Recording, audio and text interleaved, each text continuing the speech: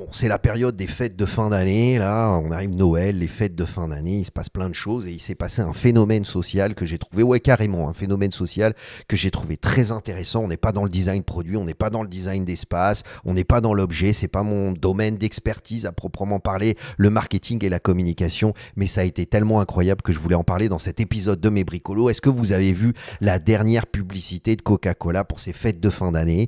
Parce qu'elle a été totalement générée par rien, hein, c'est de l'IA générative. Hein, ils ne se sont pas cachés, ils ont expliqué qu'ils avaient fait cette vidéo par IA, mais en fait ce qui s'est passé c'est qu'elle a fait un bad buzz absolument incroyable, rejet total du public, senti mal à l'aise, voilà, c'est une vidéo désagréable que t'as pas envie de regarder si tu veux, ce qui est terrible pour la marque Coca-Cola qui a essayé de se dépatouiller, on va voir ça dans cet épisode de Mes Bricolos, mais de l'autre côté, comparativement, la pub Intermarché, c'est pas Coca-Cola, ils n'ont pas les mêmes budgets de communication que Coca-Cola. Et pourtant, ils ont fait une vidéo, on va dire, plus traditionnelle, en animation 3D. Une belle histoire, un beau script, une animation 3D, quelque chose d'un peu sensible, on va dire plus humain. Hein, techniquement, si on peut l'exprimer comme ça, et on va voir dans cette vidéo que quand même la frontière est assez fine. Hein. Moi, je pense qu'on peut débattre de ça, mais la vidéo, elle a absolument cartonné. Il y a des gens sur TikTok qui se sont filmés en train de chialer en disant ah, vous avez vu la dernière vidéo, puis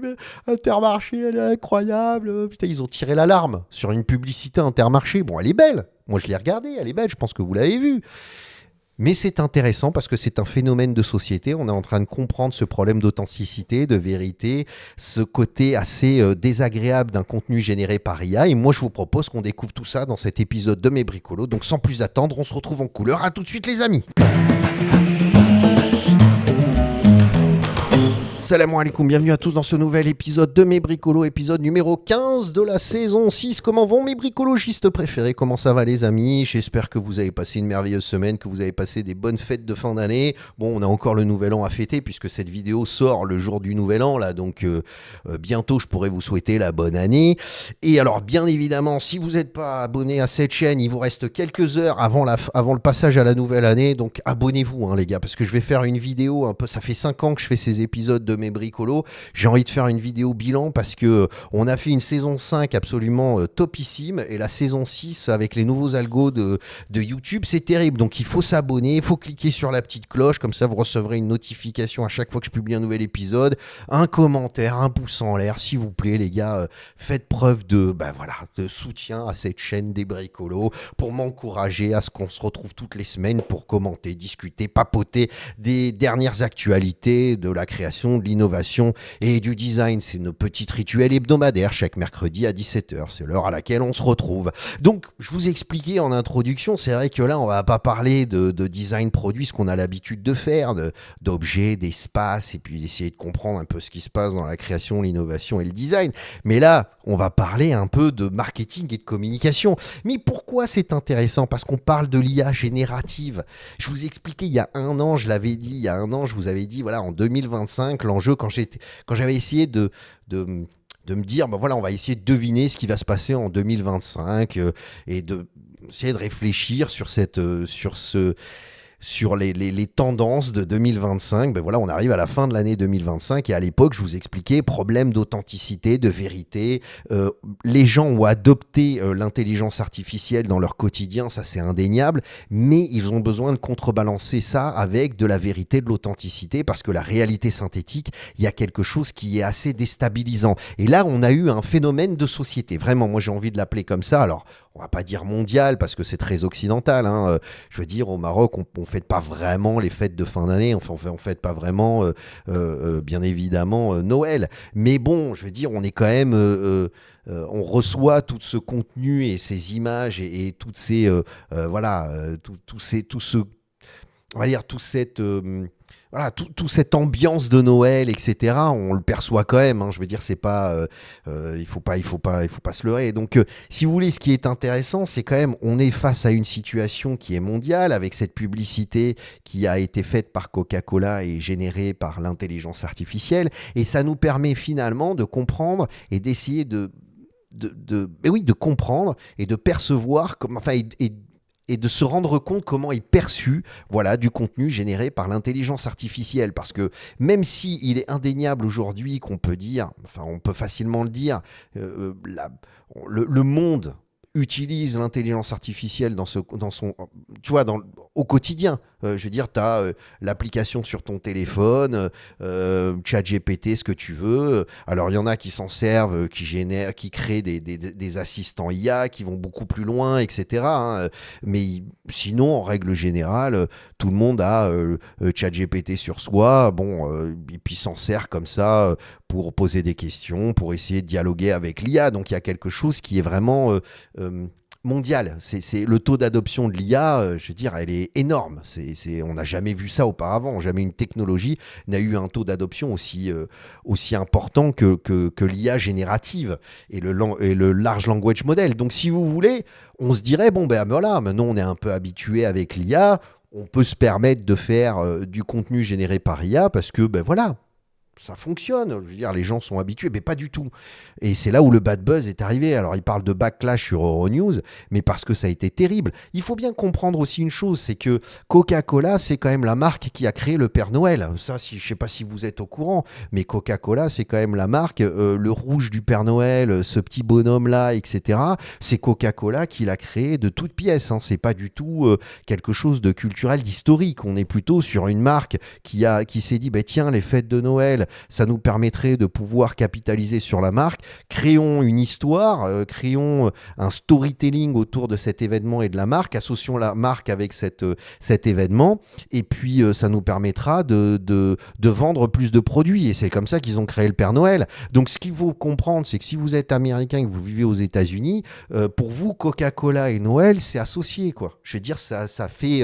c'est la même chose. Et le Père Noël, s'il est rouge comme ça, c'est parce qu'en fait, il reprend le code couleur de la marque Coca-Cola. Je pense que vous êtes au courant, c'est pas quelque chose de nouveau pour vous. Mais en fait, ce qui s'est passé, c'est que il y a eu un backlash énorme. C'est-à-dire, on voit tous les tweets qui sont sortis parce que cette pub est attendue par le marché américain, aux États-Unis. Les mecs, ils attendent ça parce que ça annonce les fêtes de fin d'année. C'est quelque chose, comme je vous dis, qui est lié aux fêtes de Noël. Donc, le public américain, ils attendent la publicité Coca-Cola parce que ça veut dire, ouais, voilà, c'est bientôt les vacances, les cadeaux de Noël, t'as vu l'histoire, quoi.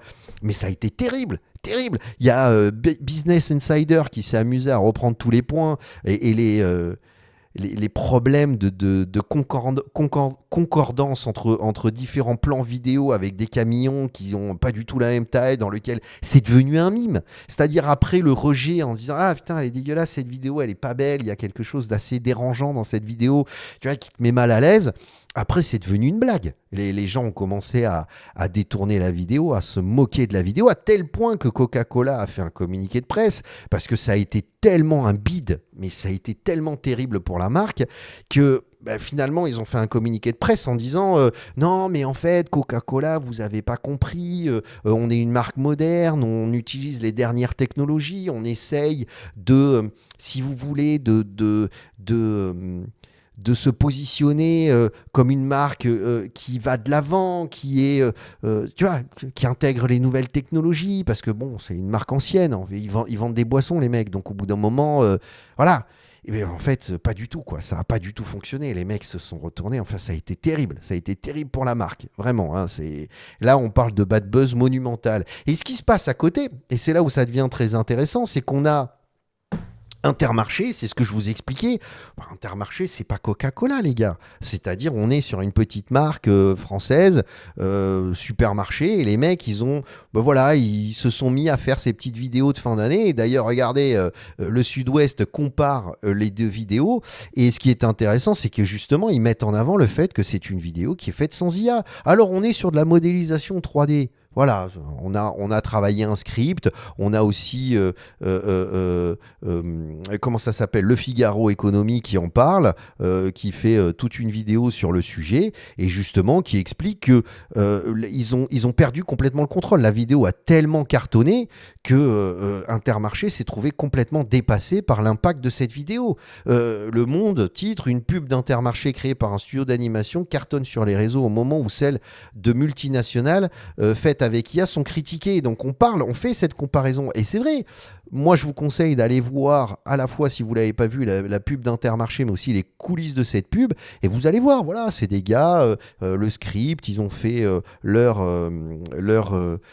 tout leur travail traditionnellement, hein, technique traditionnelle, donc on est sur un script, après on le fait à la main, on fait notre petite histoire à la main pour essayer de créer les différents grands moments de l'histoire, et puis après on fait de la modélisation 3D, on modélise ça sur la base d'une illustratrice qui a tout fait à la main pour justement donner cette patte et cette texture avec essayer de retrouver des émotions dans ces petits personnages, donc du dessin à la main, mais après on l'a retranscrit directement en modélisation 3D, et puis après on a fait cette animation avec beaucoup de sensibilité et d'émotion. Et c'est vrai que quand tu compares ça, donc j'aime bien parce que je l'ai mis en rouge, parce que il dit voilà, on est sans IA quoi. Maintenant je crois que ça va être, tu sais, tu vas avoir un petit logo où tu avais à l'époque sans OGM, sans conservateur, mais maintenant tu vas avoir sur des produits, sur des trucs, tu vas avoir sans IA quoi. On arrive à peu près à ce même à cette situation là, parce que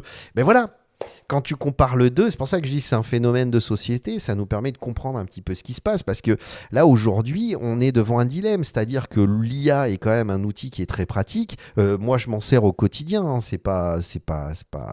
Je l'ai souvent dit dans ces épisodes de mes bricolos, je m'en sers au quotidien, mais je m'en sers plutôt comme un assistant sur lequel je viens vérifier, valider, comprendre, essayer d'appuyer une démarche une direction ou une vision une direction que j'essaye d'atteindre, ou une vision que j'ai pour un projet. Donc, elle me permet de faire rebondir des idées, de faire rebondir des réflexions, ou d'aller faire des recherches plus approfondies sur un sujet très précis. Mais en aucun cas, je l'intègre pas du tout dans un processus créatif. Voilà, c'est pas du tout ce que je cherche à faire. Maintenant, je me suis servi de Nano Banana là, ces derniers temps. C'est à tomber par terre. Je ferai un épisode de mes bricolos là-dessus, parce que c'est révolutionnaire. Mais on se retrouve devant ce dilemme en se disant, ouais, mais en fait, si on voit un petit peu ce qui s'est passé avec justement la publicité Coca-Cola, c'est vrai qu'on se dit il y a eu un tel rejet du public pour le contenu généré par IA que c'est vrai qu'on se pose la question, c'est-à-dire on se dit ben voilà, il y a quelque chose qui est assez terrifiant. Voilà, d'ailleurs, moi, je parlais dernièrement avec si vous voulez, une personne avec qui on aime bien discuter autour de ces questions de l'intelligence artificielle, un ami, et il m'a dit, la dernière fois, j'ai regardé une image qui avait été générée par IA, mais j'étais pas au courant en fait. Je regardais ça et je trouvais ça plutôt intéressant. J'ai fait mes recherches et dès que j'ai vu qu'elle avait été générée par IA, j'ai eu un rejet. Instinctivement, j'ai eu un rejet, quoi. Ça m'a dérangé que mon cerveau n'ait pas pu déceler le fait que cette image n'avait pas été faite à la main, que cette photo, ce dessin, dans ce cas très précis, avait été fait à la main.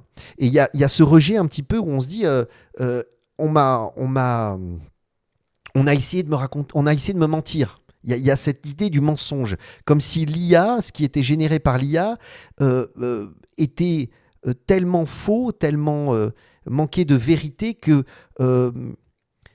c'était plutôt... voilà, ça nous met dans une situation où on est... c'est inconfortable. C'est un mensonge qui a été dit. On s'est fait avoir. Voilà, j'essaye d'expliquer un petit peu ce sentiment, mais c'est quelque chose qu'on retrouve de plus en plus, et c'est ce qui s'est passé pour Coca-Cola. Alors bon, moi, ça me fait doucement marrer quand on est là en train de dire, ben voilà, la pub d'Intermarché qui a été fait en modélisation 3D, animation 3D, elle a cartonné parce que, ben oui, elle est plus authentique, elle est plus réelle, elle est plus vraie, etc. Et je vous dis, même si c'est vrai qu'il y a une illustratrice qui a travaillé sur les personnages et tout, on est quand même sur de l'animation 3D, de la modélisation 3D. Moi, je suis assez vieux pour vous expliquer qu'à l'époque, c'était un débat. Quand la modélisation, je crois que c'était Shrek, le premier film d'animation 3D qui est sorti, enfin à peu près, tu vois, mais qui a cartonné, si tu veux. Je sais que c'était un gros débat dans les années, fin des années 90, début des années 2000. Tout le monde disait, ça y est, c'est la fin. Et c'est encore un débat aujourd'hui. Il y a plein de sites internet qui qui sont en train de, qui disent encore aujourd'hui, il faut qu'on revienne à l'animation qui est faite à la main, dessinée à la main. Là, c'est le cas de l'article qui a été publié le 25 mars 2025. Je suis tombé dessus en faisant une recherche rapide qui explique, voilà, c'est un site de passionnés qui dit, voilà, pourquoi Disney doit retourner au dessin. À l'animation dessin traditionnel. Et alors là, ça me fait marrer parce qu'on sort la pub Intermarché pour la mettre tu vois, en résonance avec la pub Coca-Cola et expliquer, voilà, pourquoi Coca-Cola c'est tout pourri et pourquoi Intermarché c'est génial, alors que finalement, t'aurais fait ça il y a 20 ans, on aurait dit, ah oui, mais regarde. Donc les mentalités évoluent, qui ne te dit pas que dans quelques années, dans une dizaine d'années, dans 20 ans, voilà, on aura complètement, on sera tellement submergé par du contenu généré par IA, de la vidéo générative par IA, que finalement tu auras le même sentiment qu'avec une vidéo qui a été faite en modélisation 3D. C'est-à-dire, c'est rigolo de voir comment l'outil de modélisation 3D aujourd'hui fait partie de nos quotidiens et on dit finalement que c'est authentique, alors qu'il y a 20 ans, on disait que c'était complètement faux, quoi. Ça sonnait fake et c'était assez dérangeant, ces personnages modélisés en 3D. C'est rigolo de voir cette évolution. Alors, bien évidemment, là, tout le monde est en train les vidéos générées par IA, on voit encore des petits défauts comme les roues du camion de Coca-Cola, mais c'est rigolo de voir comment tout le monde rejette ça, alors que je pense que dans quelques années, cet outil aura intégré complètement le processus de créatif, et on se retrouvera avec des vidéos générées par IA partout, et on aura complètement oublié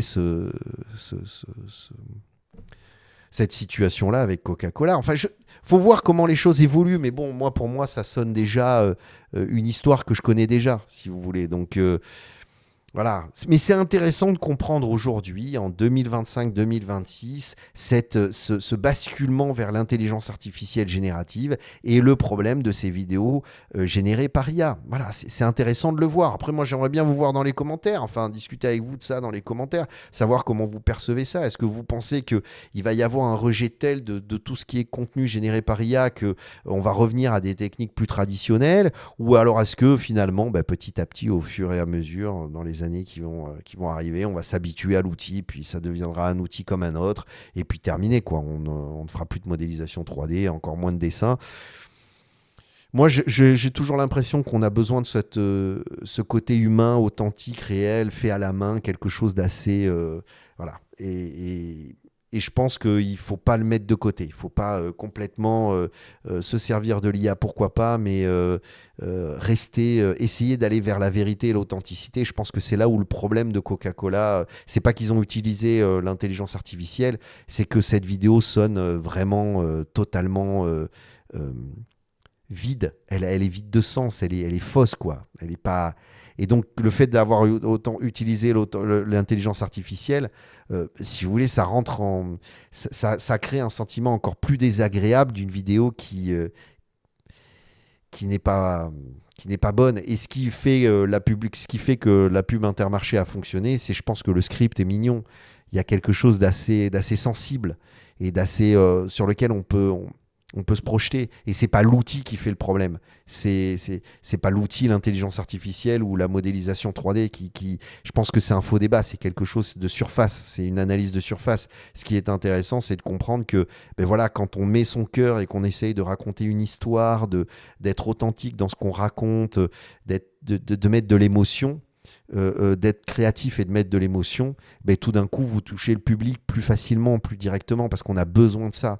Et comparativement à ça, cette publicité Coca-Cola, qu'elle soit faite avec l'IA ou pas, a ce côté assez faux, inauthentique, qui est très dérangeant.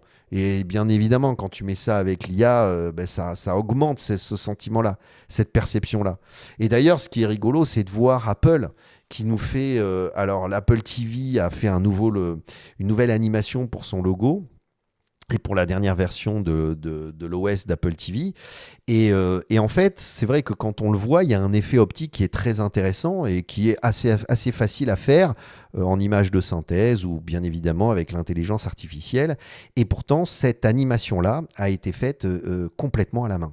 C'est-à-dire, c'est des plaques de verre qui ont été sablées avec une animation, avec des couleurs. Il y a une vidéo hyper intéressante qui explique le processus justement qui a permis de créer cet effet-là, cet effet d'optique.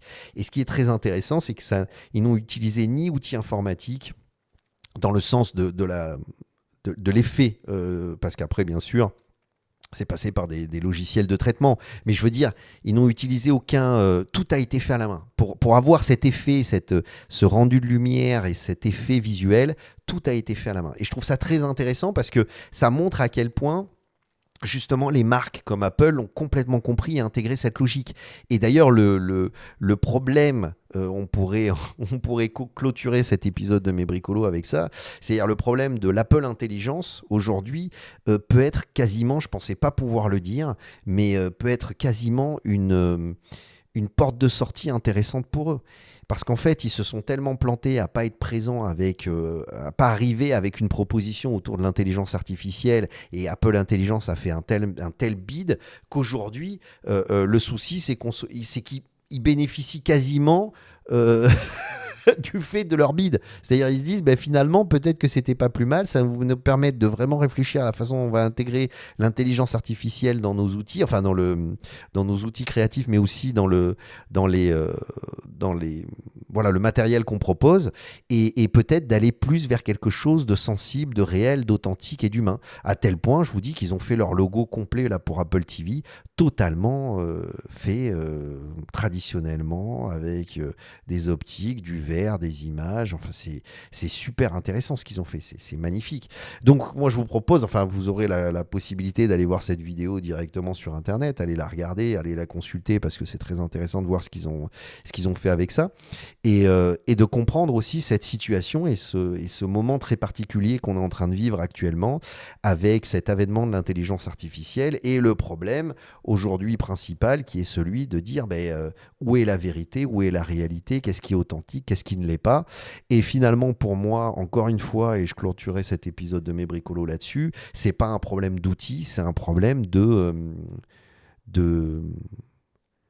des personnes qui créent du contenu. C'est pas l'outil, c'est la création de contenu qui est problématique. Et aujourd'hui, c'est vrai qu'on fait des raccourcis, on est dans une période où tout va très vite, les instantanés TikTok, moi je fais des shorts sur YouTube, j'ai essayé de le faire pour essayer de voir si ça fonctionnait pas mieux, et tout d'un coup j'ai eu beaucoup plus de vues grâce aux shorts qu'à mes longues vidéos qui font 20 minutes, parce qu'aujourd'hui il y a cette époque, ce moment de l'instantané, du tout de suite, en quelques secondes. Donc en fait, on essaye de créer vite, de faire les choses vite. Ah oui, mais attends, viens, on prend l'IA, on fait ça, et puis je te fais ton logo, je te fais ton truc.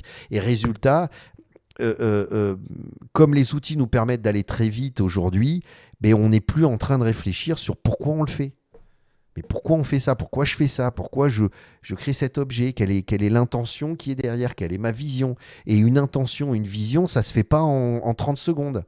Ça ne se fait pas en un prompt. Ça demande beaucoup plus de temps. Mais après qu'on utilise l'outil de l'IA ou l'outil de je ne sais pas quoi pour arriver à ses fins et faire en sorte que ce qu'on a dans la tête existe, ça peu importe, on s'en fout, ce sont des outils. Et je pense que tout ce débat autour de l'intelligence artificielle, du machin, gna gna, est un faux débat, ce que j'essaye de mettre en lumière dans cet épisode de Mes Bricolos. Le vrai débat, c'est qu'aujourd'hui, on va vers la facilité, on va vers du pré-mâché, on va vers quelque chose où on n'a plus de travail créatif. Et d'ailleurs, ça pourra faire partie d'un bilan de l'année 2025, en tout cas des 5 années, pardon, pas un bilan de l'année 2025, mais un bilan des 5 années de ces épisodes de Mes Bricolos, parce que je trouve que là, surtout ces dernières années, cette année 2025, c'était difficile pour moi de faire des épisodes de Mes Bricolos, parce que je trouvais qu'il n'y avait pas beaucoup de choses qui étaient proposées, quoi. C'était beaucoup moins de contenu créatif intéressant, que je trouvais intéressant pour pouvoir faire ces épisodes de Mes Bricolos. Bref, ça fera le sujet d'un prochain épisode de Mes Bricolos. Donc moi je vous souhaite une belle année de bonnes fêtes de fin d'année là, et une belle année, et puis on se retrouve l'année prochaine, et donc la semaine prochaine, pour un nouvel épisode de Mes Bricolos. Pslama à tous, bye.